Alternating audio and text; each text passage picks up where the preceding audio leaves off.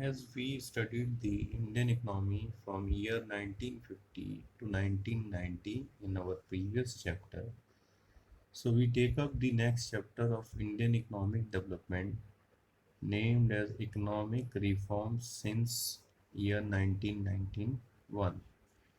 In this chapter, we covered the economic events takes place after year 1990, which have the great significance in economic history of India. By these changes, our country was changed its entire structure of, of its economy.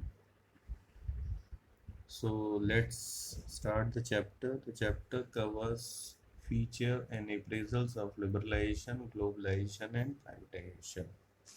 In short, we use L for liberalization, P for privatization, and G for globalization.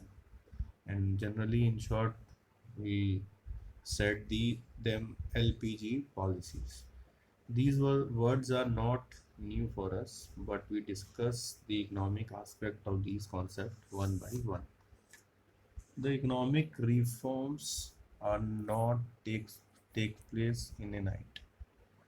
There are various reasons for these economic reforms. So the need for economic reforms or reasons for these economic reforms are not covered in your curriculum, but this is important for making a better understanding of the topic. So we start the basic reasons or important reasons by which these economic reforms takes place. In 1991, economic reforms were introduced in India because 1991 was the year of crisis for the Indian economy. So it is clear from the following facts. First, A. National income was growing at the rate of 0.8%, which is very less in in in the case of an developing economy. B. Balance of payment crisis was to the extent of 1 lakh crores. So balance of payment concept is covered under macro part of your curriculum, but we simply express this reason in that form. Our payment to world is greater than that what we receive from world.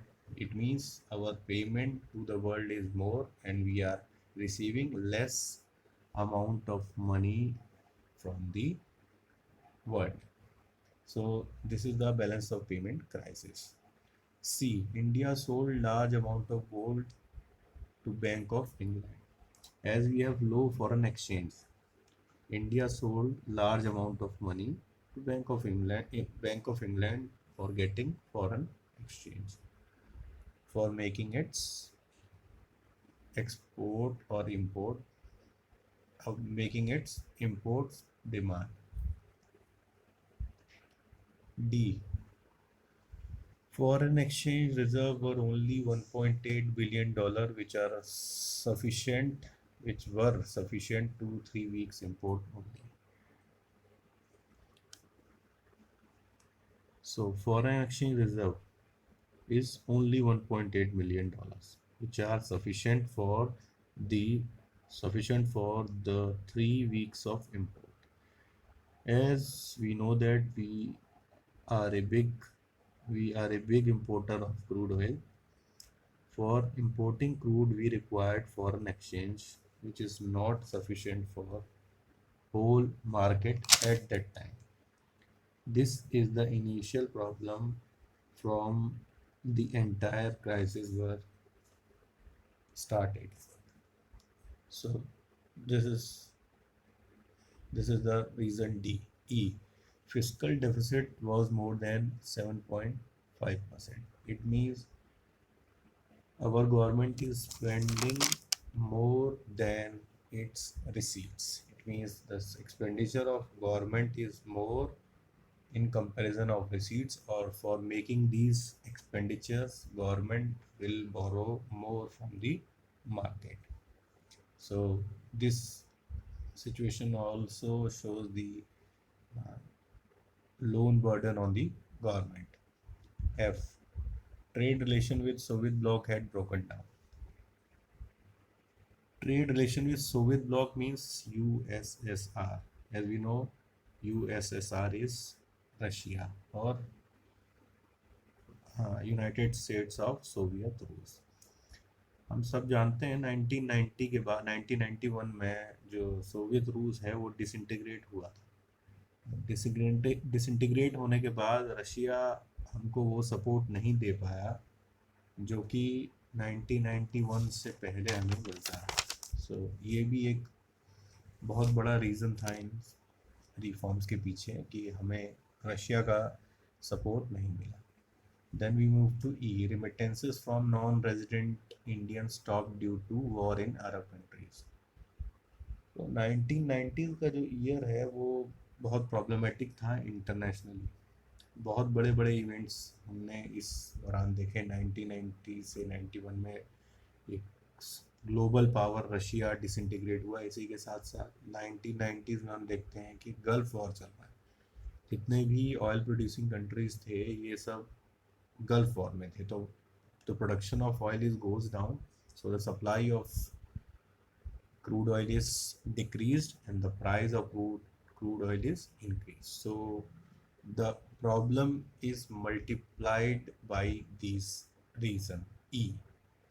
मतलब इस reason की वजह से problem, अब crisis तो थी लेकिन वो और मल्टीप्लाई हो जाती है कि एज हमारे पास फॉरेन एक्सचेंज था नहीं, हमारी गवर्नमेंट जो है वो बोरोइंग लेके एक्स्ट्रा स्पेंड कर रही थी, और अब क्रूड ऑयल भी हमें कॉस्टलियर मिल रहा था, उसकी प्राइस ज़्यादा थी। तो हम इस सिचुएशन में ही नहीं थे कि इतने हाई प्राइस पे 3 वीक से ज़्यादा क्रूड ऑयल इंपोर्ट कर। सो फाइनली जो government will decided to take these measures known as economic reforms for Indian economy. So these are the reasons. So finally we reached to the economic reform since 1991, और इसको new economic policy के नाम से भी जाना जाता है, new economic policy. So first is component of NEP, new economic policy. So components में 2 पार्ट है। First we have macro economic stabilisation, it means demand side management. We studied demand and supply in microeconomics in class 11, so we generally aware about the term demand. Macro economic stabilisation का मतलब है कि overall economy में demand को हमको check करना था, कैसे हम डिमांड अपनी एडजस्ट करते हैं अकॉर्डिंग टू रिक्वायरमेंट्स। और सेकंड था स्ट्रक्चरल एडजस्टमेंट, मतलब सप्लाई साइड मैनेजमेंट इसे कहा जाता है। स्ट्रक्चरल मतलब पूरी इकोनॉमी का जो स्ट्रक्चर है उसको चेक करना था, उसकी ओवरऑलिंग करनी थी और उसमें कुछ चेंजेस करने थे जिससे कि we increase the supply in the economy.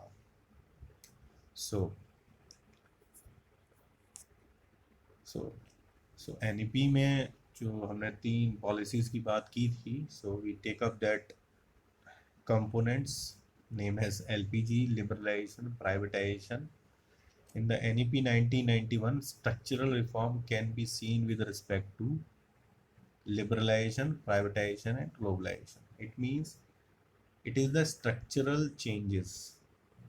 It is the structural changes in of the economy which are pursued under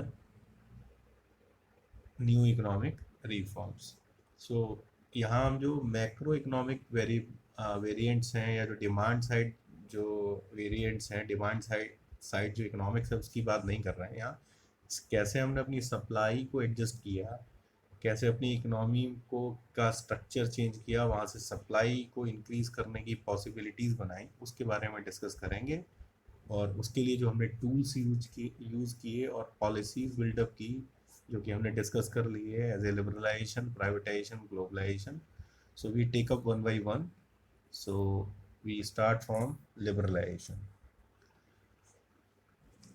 So liberalization means removing all unnecessary control and restrictions like permit license, protectionist duties, quota, etc. imposed by the government. So generally in the previous chapter we studied about the license Raj or licensing policies pursued by the Indian government. तो वही सब licensing और control और restriction को जो 1990 तक Indian government ने follow की थी, जिसके लिए वेरियस पॉलिसीज बनाई थी जो हमने प्रीवियस चैप्टर में स्टडी की है, उसी को क्या करना है, हटाना है. Removing all unnecessary control restriction like permits, license, protectionist duties, quotas, etc. जो भी रिस्ट्रिक्शन है अनवांटेड अननेसेसरी, उसको हटाना है. So liberalization of the economy is covered by various sectors of the economy. So it means liberalization को खाली Indian economy के context में, इंडियन एक पार्ट के कॉन्टेक्स्ट में नहीं हम बात कर रहे हैं. पूरी इकोनॉमी के जितने भी पार्ट्स हैं, जितने भी कंपोनेंट्स हैं, सेक्टर्स हैं, वहाँ सब में सबको लिबरेट करना है. अननेसेसरी रिस्ट्रिक्शंस को वहाँ नहीं रखना है. तो कौन कौन से सेक्टर्स इसमें कवर हो रहे हैं? So we discuss these sector one by one. So generally the sector we covered for liberalization are industrial sector reforms, financial sector reforms, tax and fiscal reforms, foreign exchange reforms, external sector reforms, and trade policy reforms. So these are the various types of reforms which are takes place in the various sector of economy in the head of liberalization. So we start from sector A, industrial sector reform. इसमें हमने क्या किया? abolition of industrial licensing. Industrial licensing was abolished for all project except for industries. मतलब इन industries को छोड़ के बाकी सारी इंडस्ट्रीज को हमने फ्री कर दिया licensing. There is no need to required any license for producing goods and services excepting these industries. These industries are liquor industry, cigarettes, third industrial explosive, fourth defense equipment, and fifth drug and pharmaceutical and dangerous chemicals. In industries को छोड़ के बाकी किसी भी industries के लिए आपको licence की ज़रूरत नहीं. तो इंडस्ट्रियल लाइसेंसिंग ख़त्म कर दी, पहला काम. सेकेंड इसी फेज में इंडस्ट्रियल सेक्टर डेवलपमेंट में ही, रिफॉर्म्स में ही हमने क्या किया कि कॉन्ट्रैक्शन किया पब्लिक सेक्टर का. The number of industries exclusively reserve for public sector has been reduce from 17 to 3. ये बहुत बड़ा मेजर मूव था. मतलब 17 इंडस्ट्रीज जो रिजर्व थी पब्लिक सेक्टर से या गवर्नमेंट की इंडस्ट्रीज के लिए, उनको रिस्ट्रिक्ट करके कहाँ कितना कर दिया गया? 3. The only industry reserved for the public sector are defense equipment, atomic energy generation, and railway transport. Only 3 industries are reserved for government companies. Rest of the sectors are open for all, for private sector or for government sector. So in industrial sector reforms, third we have reforms in small scale sector.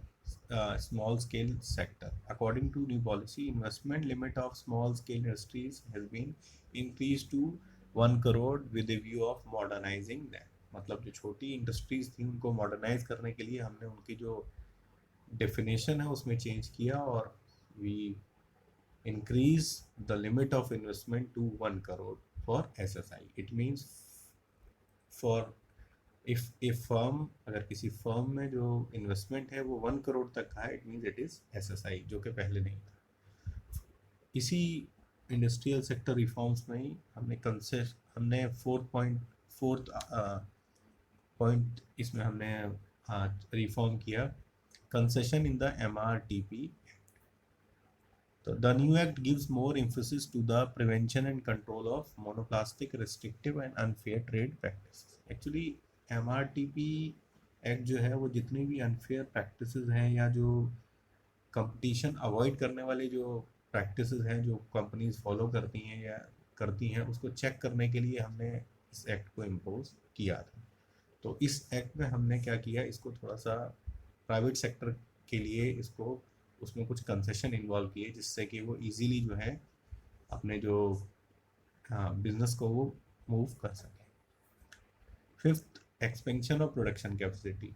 So as we told earlier, these are the structural change which boost the supply of economy, or it check the supply side economics or supply side aspect of the economy.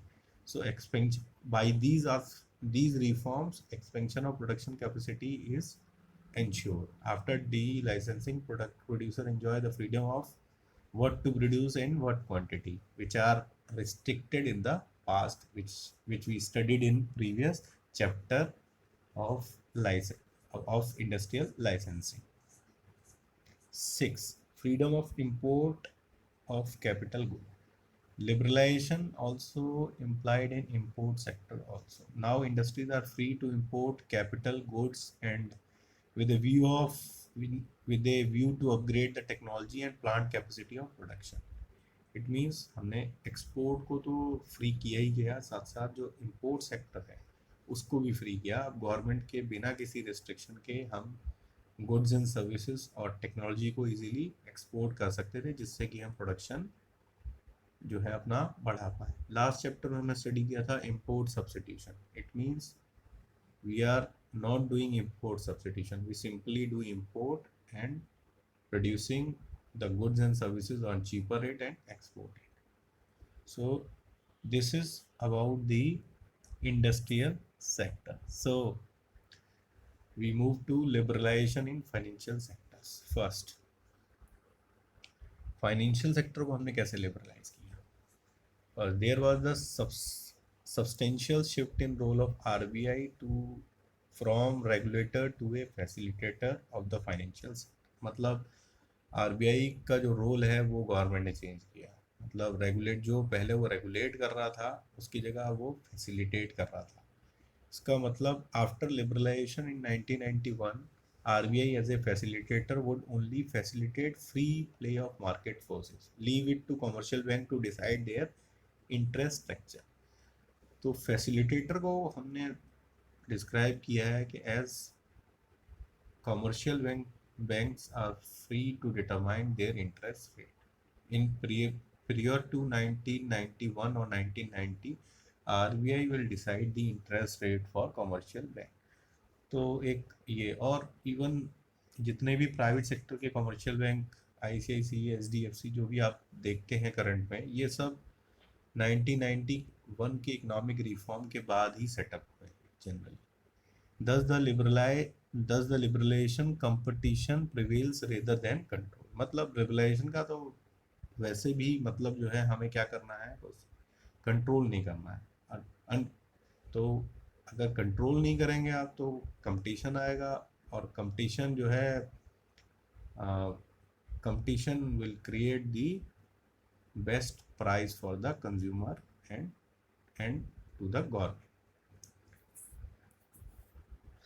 So in continuation of financial sector reform, both cash reserve ratio or statutory liquidity ratio have been reduced to increase availability of fund with commercial bank to advance more credit. So in micro part of your curriculum, we cover these cash reserve ratio and statutory liquidity ratio. So in banking chapter. So bank rate has been reduced, it lowering the interest rate charged by commercial bank, thus encouraging credit. It means bank rate को decrease किया गया, decrease करने से हमारा credit और जो loan देने की उनकी कैपेसिटी है वो इंक्रीज हुई, और पब्लिक के पास जो है और इंडस्ट्रीज के पास इजीली लोन अवेलेबल होने लगा। Foreign institution investors such as merchant banker, mutual funds and pension fund are now allowed to invest in Indian financial markets. It means at present जो भी आप देख रहे हो कि कितने सारे फॉरेन इन्वेस्टर हैं, मर्चेंट हैं, म्यूचुअल फंड्स हैं, पेंशन फंड हैं इंडिया में, ये पहले 1991 से पहले अलाउ नहीं थे। इन सबको 1991 के जो एलपीजी रिफॉर्म्स हैं इसके अंडर अलाउ किया गया।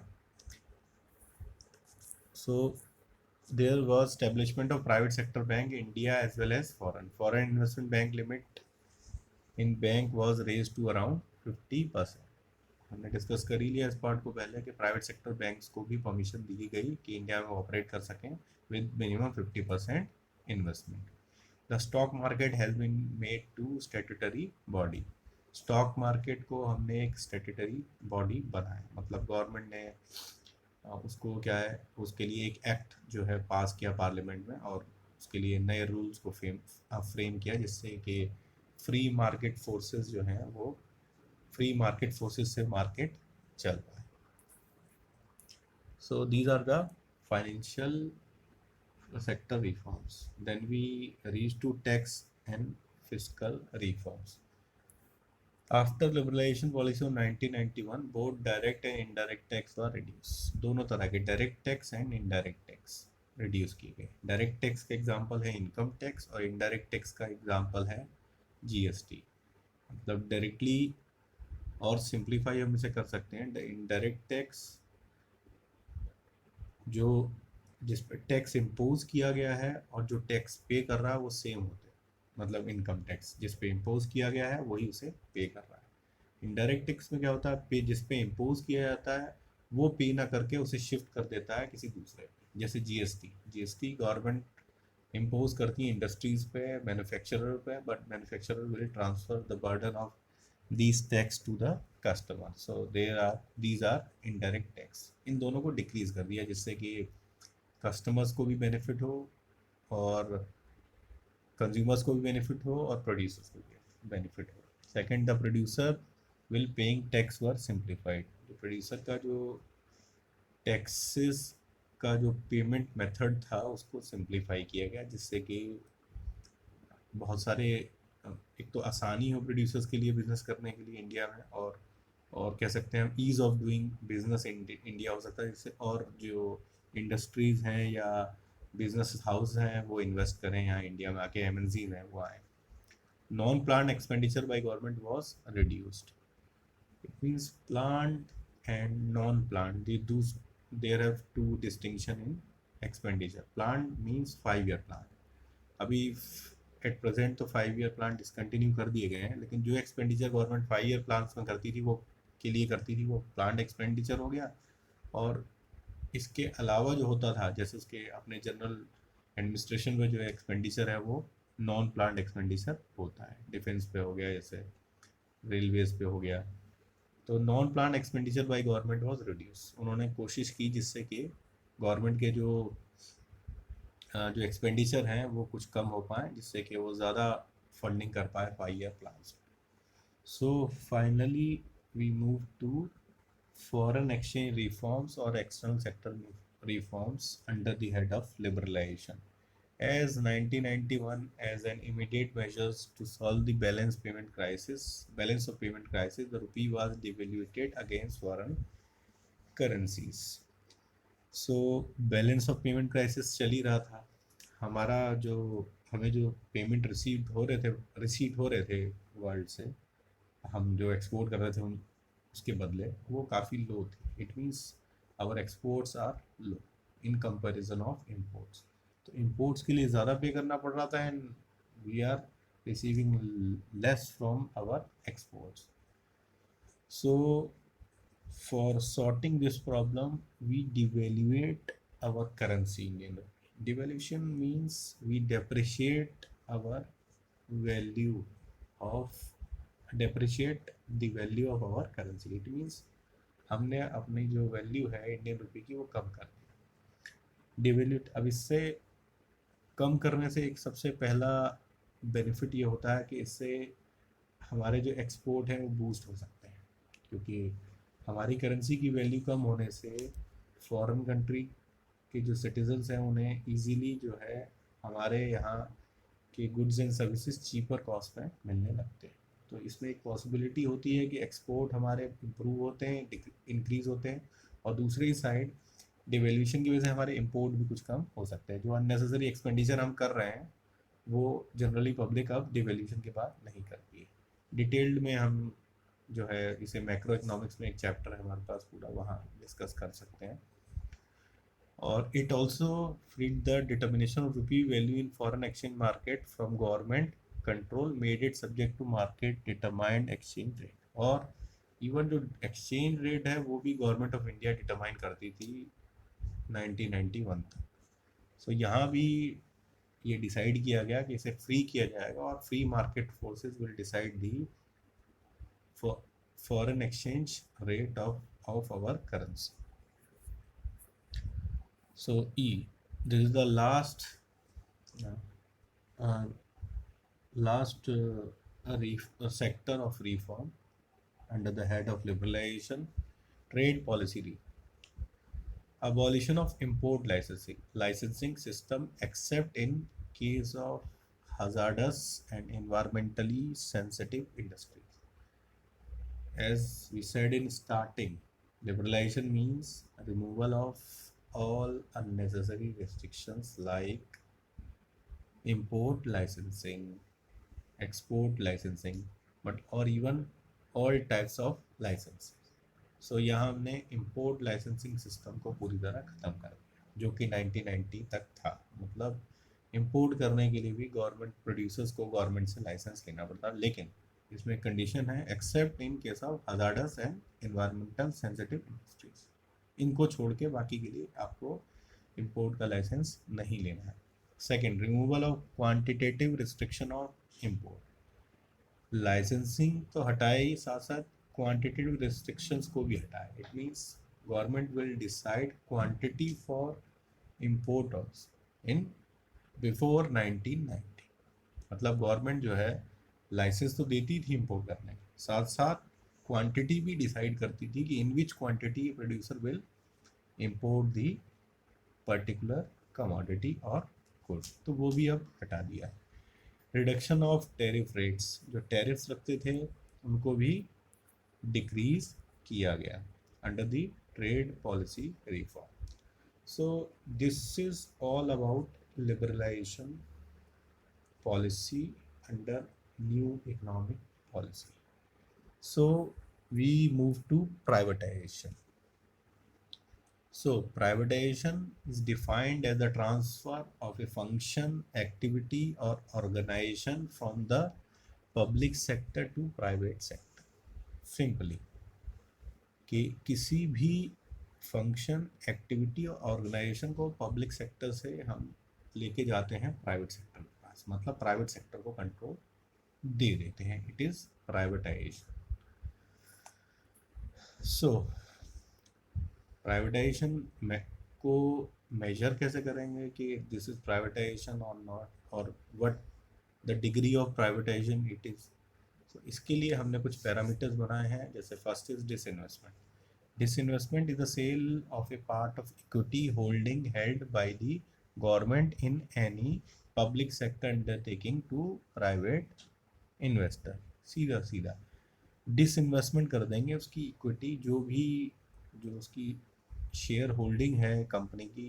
मान लेते हैं हम कि एग्जाम्पल ले लेते हैं यहाँ, जैसे हम BSNL लेते हैं। BSNL बनने से पहले डिपार्टमेंट ऑफ टेलीकॉम के अंडर ही जो हमारा ये टेलीफोन एक्सचेंज और ये पूरा सिस्टम था कम्युनिकेशन का आता। लेकिन गवर्नमेंट ऑफ इंडिया ने क्या किया, इसकी इक्विटी को सेल कर दिया। सेल करके कंपनी बना दी जिसको हम जानते हैं आज भी, भारत संचार निगम लिमिटेड। तो this is disinvestment. Second, policy of Navratnas. The government had decided to give special treatment to some of the important profit-making PSUs. They were given the status of Navratnas. These Navratnas were granted financial and operational autonomy in the work for the companies. It means these are those PSUs which get some financial and operational autonomy from the government. मतलब कुछ companies को government ने कुछ autonomy दी है कि वो कुछ level तक अपने फाइनेंशियल और ऑपरेशनल डिसीजन ले सकते हैं। जैसे एग्जांपल में हम यहाँ कह सकते हैं, जैसे नवरत्नाज में ऑयल रिफाइनिंग जितनी भी कंपनीज हैं ऑयल रिफाइनिंग, वो जनरली सब आती हैं, जैसे HPCL, IOCL, BPCL। तो ये जो कंपनीज हैं ये जनरली जो है अपने छोटे छोटे प्रोजेक्ट के लिए इनको गवर्नमेंट के अप्रूवल की ज़रूरत नहीं है अप टू सर्टेन लिमिट, तो they can decide their own. तो ये जो है नवरत्नाज की पॉलिसी बनाई हमने कुछ PSCs के लिए। इसमें नवरत्नाज में कौन कौन से PSC हैं? Bharat electronics limited, Bharat heavy electricals limited, Bharat petroleum coal India limited, gas authority of India limited. So in books there is a concept of navratnas. At present we have various maharatnas. These out of these companies many companies are moved to the maharatna status. So अब generally जो companies हैं नवरत्ना में, वो आपकी जो book है NCERT, उसमें ये जो बुक नवरत्नाज है उसमें कंपनीज जो हैं दी हुई हैं, ये कंपनीज अब महारत्ना की कैटेगरी में हो गई हैं।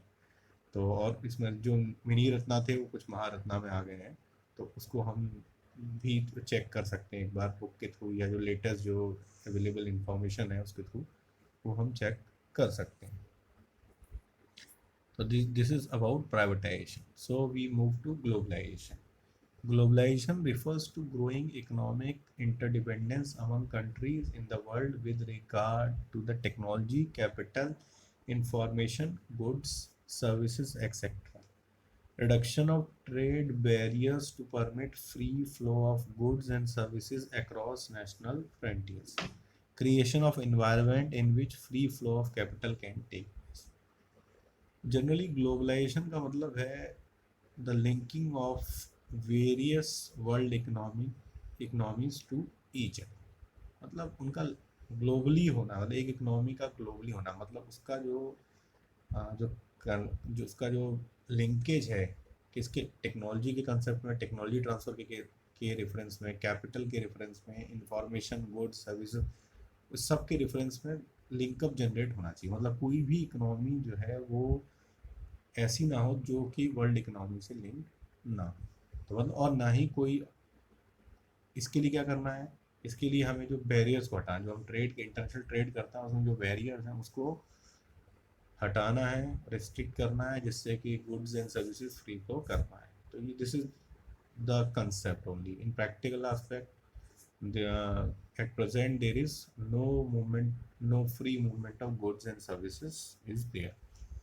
सो क्रिएशन, और सेकंड पॉइंट है creation of environment in which free flow of capital है, मतलब कैपिटल भी फ्री फ्लो करे from one country to another. So this is a concept or condition which is developed by the world economies to link a economy to world economy for the better development of better economic development.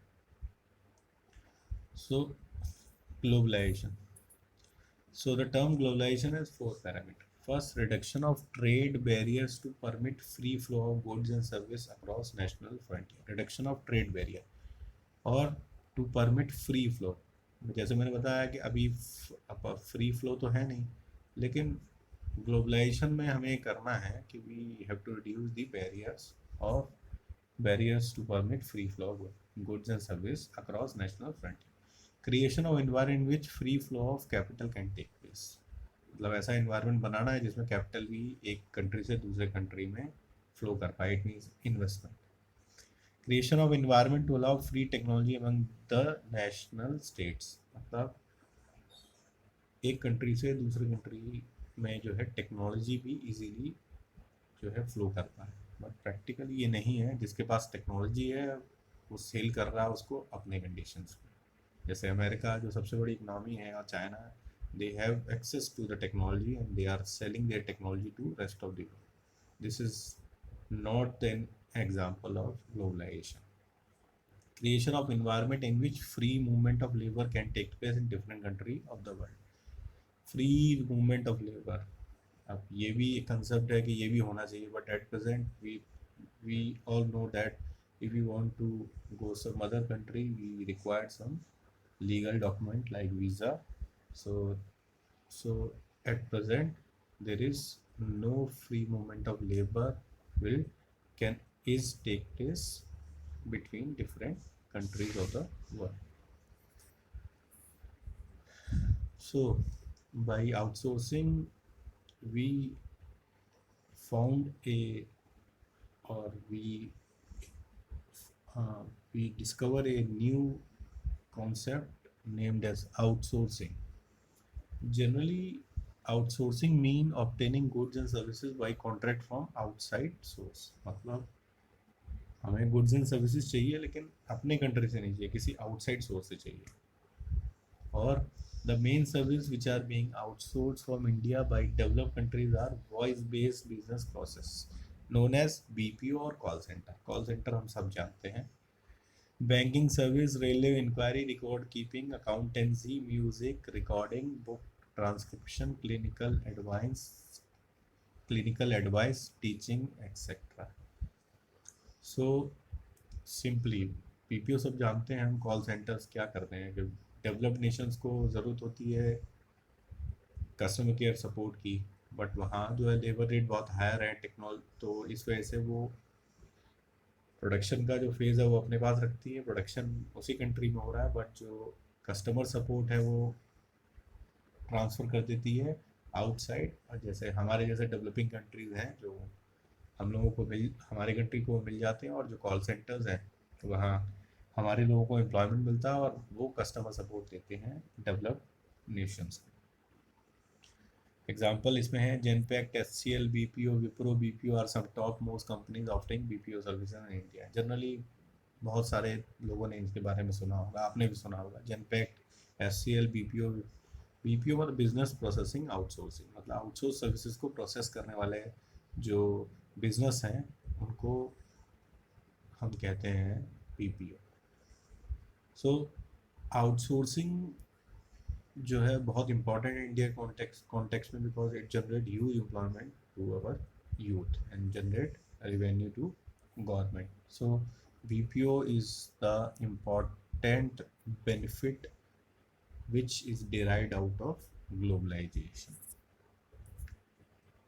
So India is a favorite outsource destination. The advantage that India has are India can prove a ready supply of skilled people at relatively lower price, as we discussed earlier. कि developed Nations में labour जो cost है वो बहुत ज़्यादा होती है, और इंडिया में जो है वो skilled labour relatively lower prices पे मिल जाता है. तो यहाँ एडवांटेज होती है किसी भी कंपनी के लिए कि वो जो कस्टमर सपोर्ट है वो कम जो है इन्वेस्टमेंट में अपने कस्टमर्स को दे पाए. India has advantage of time difference as it is located on the other side of developed countries. So India time difference का भी एडवांटेज है क्योंकि हमारी लोकेशन जो है वो अदर साइड है डेवलप्ड कंट्री से, तो इजीली जो है हम ये सर्विसेज जो हैं उनकी टाइमिंग्स पे हम उन्हें प्रोवाइड करा पाते हैं. So main organization of facilitating globalization, कौन सी जो ऑर्गेनाइजेशन है जो फैसिलिटेट कर रही है ग्लोबलाइजेशन को. these are important for MCQs which are generally asked in your examination. Firstly, International Monetary Fund. IMF came into official existence on December 27, 1945. The year of establishment is important. ठीक है, तो ये याद रख सकते हैं हम. The World Bank और International Bank of Reconstruction and Development. It means question आ सकता है वर्ल्ड बैंक कब स्टैब्लिश हुआ और the International Bank of Construction and Development, both are the same और both will make the World Bank. So this is not correct here. This is 1994. The answer is 1944. So please correct it. The establishment year of World Bank or International Bank of Reconstruction and Development is 1944, 1944, after World War II.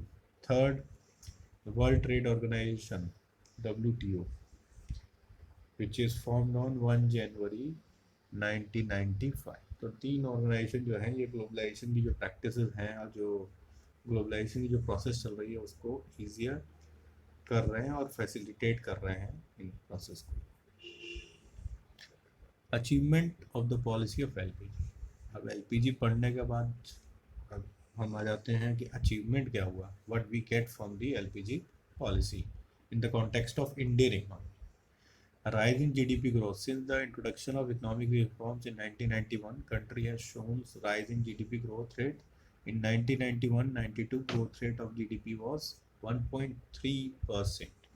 In ninth plan GDP grew at 5.5 and 10th plan at 7.2. तो आप page देख रहे हैं, हाँ 1.3 थे हम 1991-92 में, फिर नाइन्थ प्लान में हम 5.5 आए और 10th प्लान में 7.2 पे आ गए।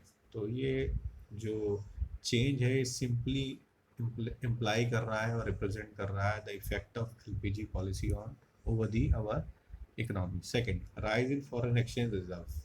Foreign exchange reserve, which were only US $5.8 billion in 1991, only $5.8 billion, have shown a tremendous rise in US $295.5 billion in 12-13. So this data is quite old. So at present we have 350 plus billion dollars in our foreign exchange reserve. Third, control inflation. The plus point of economic reform is that it has controlled inflation from 16.8 in 1991. You can assume that at that time we are facing inflation of 16.8. So ये मतलब consumers के लिए बहुत problematic रहा होगा उस phase में, क्योंकि आप जितने भी लोग इस चैप्टर को देख रहे हैं, स्टडी कर रहे हैं, वो जनरली जो है वो जिनकी डेट ऑफ बर्थ जो है 2000 के बाद है, तो उन्होंने ये एरा देखा नहीं है। तो यू कैन अज्यूम दैट कि inflation 16.8, we are earning less and the cost of things and goods and services is very high. अब 7.6 आ गया है 12-13 में, और इवन 14-15 के बाद नेगेटिव भी रेट चला काफ़ी टाइम।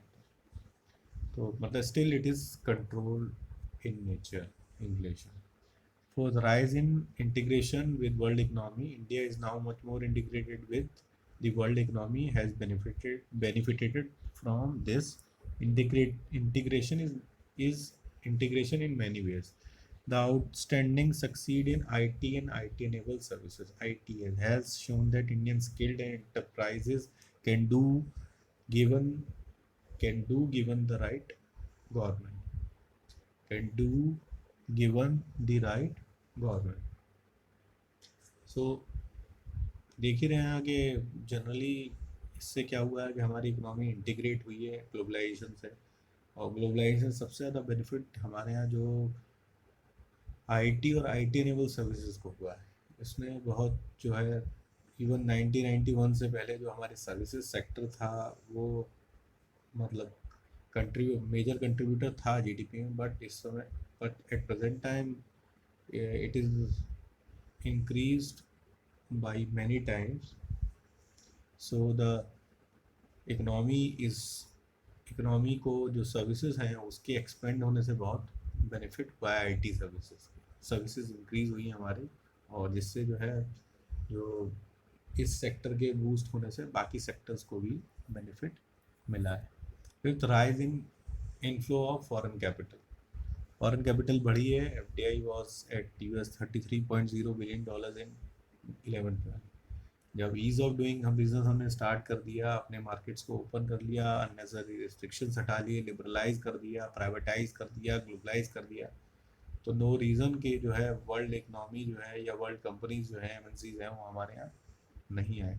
तो सारी कंपनीज आई और इस समय इन्वेस्ट कर रही हैं. Controlling fiscal deficit. Continuously increasing fiscal deficit has a serious problem in front of government. It was a high as 8.5 of GDP prior to 1991. Due to LPG policies, government receipt has been increased, lead to fall in fiscal deficit around 5% of GDP. So initially जो starting में हमने reasons discuss की थी, तो वहाँ हमने देखा था कि there is a balance of payment crisis, so our receipts are less and we are paying more to other countries as our import bill. अब इसकी एलपीजी पॉलिसीज़ की वजह से क्या हुआ है कि हमारा जो सप्लाई है, जो प्रोडक्शन है, वो इंक्रीज़ हुआ है, और इंक्रीज़ होने से हमारा एक्सपोर्ट बूस्ट हुआ है। एक्सपोर्ट बूस्ट होने से we get more revenue from our exports. So we at present time we are decreasing our balance of payment deficit, जो 8.5 था उसको हम 5 तक ले आए, कम कर, क्योंकि हमारे जो एक्सपोर्ट है वो बूस्ट हो गए, मतलब जो हमारी इनकम जो हम कम रिसीव कर रहे थे वर्ल्ड से वो इंक्रीज़ हुई है। बाकी इंपोर्ट्स भी हमारे इंक्रीज़ हुए हैं, इंपोर्ट्स का पेमेंट भी इंक्रीज़ हुआ है, but by increasing export we get more money from rest of the world for our exports. तो ये सारे बेनिफिट्स हैं, ये लिख सकते हैं। अब सॉल्यूशन है सेकंड जनरेशन रिफॉर्म। फर्स्ट ये जो हमने 91 के रिफॉर्म की बात की, इसके बाद हमें एक सेकंड जनरेशन रिफॉर्म्स इनिशिएट कर रहे हैं, स्टार्ट करने हैं, जिससे कि जो बेनिफिट इससे हमें मिला था ये स्टक डाउन ना हो जाए, मतलब ख़त्म ना हो जाए। अगर हम चाहते हैं कि तो जो बेनिफिट है, जो इंक्रीज़ इन एक्सपोर्ट इनकम जो चल रहा है 1991 के रिफॉर्म से, वो कंटिन्यू चले, तो we required a second generation reform. So corrective policy first, इसमें क्या होना चाहिए? Corrective policies to focus on small marginal middle and large farmers who suffer from productive stagnation. Economic reforms में सबसे बड़ी प्रॉब्लम ये रही है इसकी कि we can not check the agriculture sector, इससे एग्रीकल्चर सेक्टर चेक नहीं। तो जो प्रोडक्टिविटी स्टेगनेशन, मतलब हम जो हमारे यहाँ जो एग्रीकल्चर प्रोडक्टिविटी है वो इंक्रीज़ नहीं होगी, है वो एक जगह कांस्टेंट होगी। इसको सॉल्व करने के लिए कुछ फोकस करना पड़ेगा हमारे पास, हमें मार्जिनल मिडिल और लार्ज फार्मर्स पे या एग्रीकल्चर सेक्टर पे थोड़ा फोकस करना पड़ेगा, जिससे we will increase our agriculture input और income of the farmer. So government ने, आप सब जानते हैं कि गवर्नमेंट प्लान कर रही है 2022 तक जो है फार्मर्स की इनकम डबल करने की, इसीलिए generate employment opportunity including those that can be provided by micro and small enterprises. So बड़े जो इंडस्ट्रीज़ हैं, बड़े सेटअप्स जो हैं, जो मेगा इंडस्ट्रीज़ हैं, वहाँ इन्वेस्टमेंट बहुत होता है, लेकिन उसके कंपैरिजन में एम्प्लॉयमेंट जनरेट कम होता है।